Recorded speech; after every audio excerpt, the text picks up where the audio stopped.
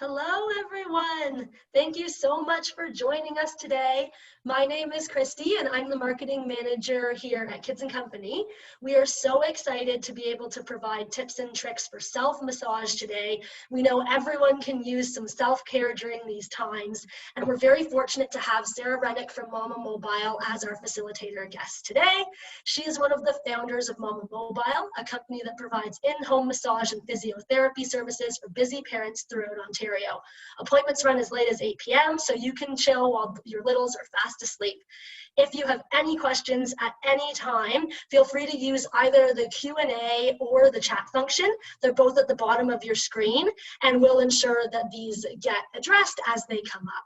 Over to you, Sarah. Awesome. Hi, everyone. As Christy mentioned, I'm Sarah. I'm also a registered massage therapist myself. And I have a background in personal training. So I love being able to teach mamas ways to take care of themselves, obviously through massage, through our services. And then we also love to educate mamas on things that they can do at home.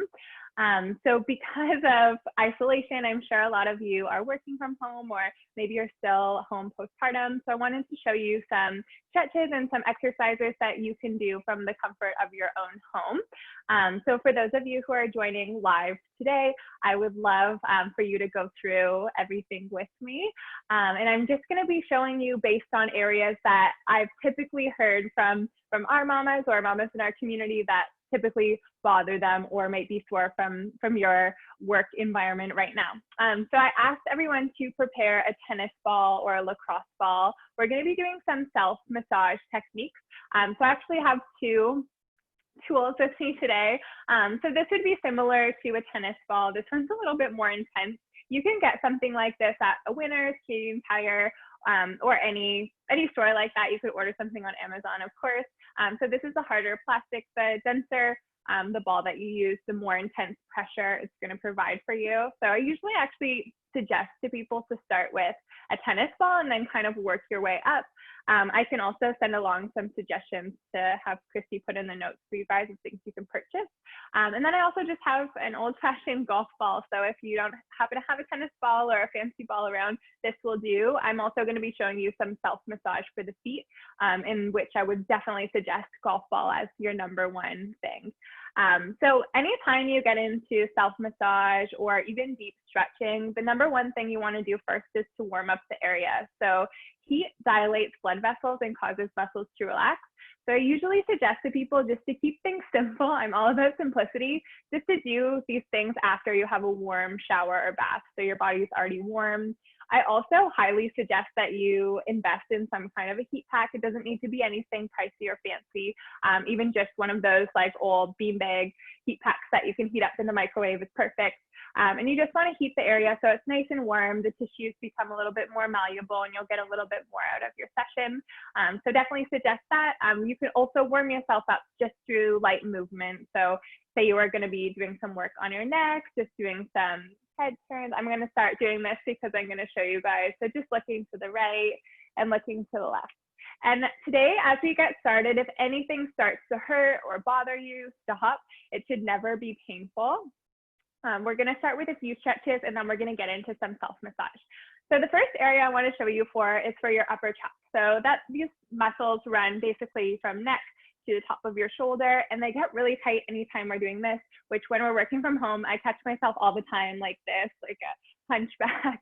And if you have littles, of course, you're always picking them up and then you're always doing that shrug again. So I'm going to show you a really easy way to stretch it out. So I'm going to be moving my camera around a little bit, so just bear with me. So we're going to start by sitting on our left hand. So you're going to have your fingers facing towards you and you're just going to sit on that hand. So it's totally stabilizing the arm. And the purpose of that is to allow for a deep stretch in the upper chest. So we're sitting on the arm, it's stabilized, and we're just going to grab the top of the head. I'm just going to pull this up actually. We're just going to grab the top of the head and we're pulling this ear towards the same shoulder. So we're basically pulling away from that arm. So we're here and pulling, and you should feel a nice stretch here. And if you're not feeling it, just drop the arm, make sure it's nice and relaxed. We're trying to stabilize it, and you should feel a stretch either in somewhere in the middle here. You might even feel it in the top of the neck or the back of the neck. And we want to hold this for at least 30 seconds. So in order to get a good stretch, it needs to be held. So they say 20 to 30 seconds. I usually suggest 30. And again, you might even feel like, for me, I feel a little bit of tingling in the elbow. It's just due to tightness. You might have some other areas in the arm that are tight. So for me, my forearms, I've been doing a lot of work from home on my laptop. My forearms are pretty tight. So I'm also feeling a bit of a tingle there. That's totally fine. Again, if anything hurts, make sure to stop. So we're just holding that, and we're going to do the other side now. So we're going to be grabbing the head with the left hand, and then we're going to take the right hand, fingers facing towards you, just sitting on it. And this is something you could definitely do at your desk, like midday if you want. So grabbing the side of your head and just, again, pulling away. And same thing, I have a little bit of a tingle in my forearm, which you might feel if you've been working from home. If you are working from home, I highly suggest you get yourself a keyboard and a mouse and a monitor if possible, or to bring your laptop to eye level and use your keyboard just to give your wrist a little bit of a break, and also your neck. You'll feel a lot better. So again, you're holding this for at least 30 seconds. And then the other one I want to show you before we get on to some self-massage is opening up the chest. This is something I love educating people on because it's something you don't really think about often.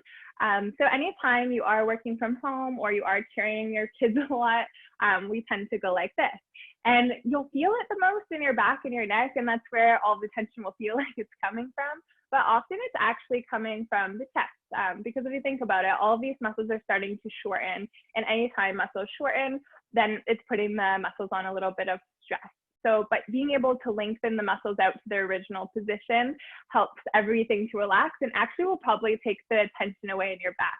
So I always suggest to address the chest first, especially if you're doing a lot of work from home. So this is a really quick exercise. It's a yoga exercise that I love. So we're just gonna clasp our hands just behind our head. So we're like this. And we're gonna take a deep breath in, starting with our elbows together. We're gonna breathe in and then out. And we're just opening all the way up. And it should be nice opening up the chest. You can take a nice deep breath and then come in, bringing the elbows in and out. And all the way out as far as you can. We're gonna do that 3 more times. So breathe in and out. Make sure your neck's relaxed. I know for me, I'm like trying to do this. I wanna relax. Breathe in and out as far as you can. Okay, so we've got the chops open, we have the chest open, and I want to show you some self-massage. So we're gonna start with this ball. I'm gonna take you on a little bit of, actually we'll stay right here. I made a makeshift setup for you. Okay, so first we're gonna do some self-massage for the traps. So when you're doing this exercise, what you're basically gonna do is you're gonna be putting the ball on the top of the trap. So again, the trap is basically running from the neck to the top of the shoulder. We're gonna find somewhere in the middle. So what we're working on here is what we call trigger points. So you may have like had your partner massage these out, or it's something that you feel these like tight muscle knots. So that's one of the main things that we deal with in massage therapy. It's just basically the muscle fibers have tightened up and we can massage it out. So basically how you release those areas are either through stretching, so lengthening the muscle, which would cause the knot to go away, or through sustained pressure, which your massage therapist could do, or you could do on yourself with a massage tool like a ball. So again, we're just gonna be putting the ball right there, and we're actually gonna lean up to a surface to add pressure. So I'm gonna show you what that looks like. So I just put a chair here so you guys would be able to see what I'm doing, but basically the ball is coming here, and I'm gonna have it meet just my upper trap. You won't be able to see exactly when I get there, but look like that. We're gonna be on an angle, so we're here, and we're just dropping the arm and coming right into it. So we're here. So I'm gonna show you on this side just so you can see better. But the same foot would be facing forward, and you would be like this. And this chair is a little, it's moving a little, so I won't be able to like come straight into it, but you'll get the point. So your arms like this, and then you would just be able to hold pressure here. And again, you can hold it for, here you can actually hold it for up to a minute. And you should be able to find a good spot. You can roll around until you find that spot that's like really tender for you, and then just hold. and just breathe. You want to make sure that you're not tightening up at all. So you want to take nice deep breaths in through the nose and out, and just relaxing as much as you can. You can find a new spot if you need. And again, just holding pressure there. Just looking for that and just holding. And it's just, again, a sustained pressure, and you can hold for up to a minute. If it ever starts to hurt, make sure you stop. You never want it to be painful. It might be a little bit uncomfortable, but no pain. And you're basically putting more pressure by stepping in through that front leg. So if we're here and stepping in through that leg, we're able to add in more. So of course you can do that on both sides as well. If you have any questions about that too, feel free to drop them for me. And now I'm going to show you some self-massage for the upper back as well. So I'm going to take you over here with me.